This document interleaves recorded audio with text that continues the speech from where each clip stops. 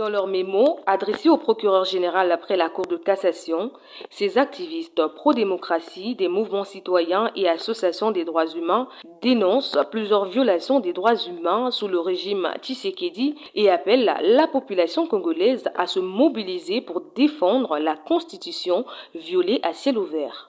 Ayant constaté l'instrumentalisation de la justice, les reculs de la démocratie, l'instauration de la dictature, en violation des textes, accords et traités internationaux, ainsi que la Constitution, en bafouant la liberté d'expression, les droits de l'homme, l'accès à une vraie justice, la liberté de la presse, garantie dans la Constitution, par la Constitution, dans ses articles 16 et 23 qui stipulent que la personne humaine est sacrée, l'État a l'obligation de la protéger et de la respecter. Pour ainsi, nous demandons à la population congolaise de se mobiliser comme un seul homme pour défendre sa constitution aujourd'hui violée par les détenteurs du pouvoir. L'un des activistes qui a pris part à ce sit-in dit être venu dénoncer l'instrumentalisation de la justice congolaise.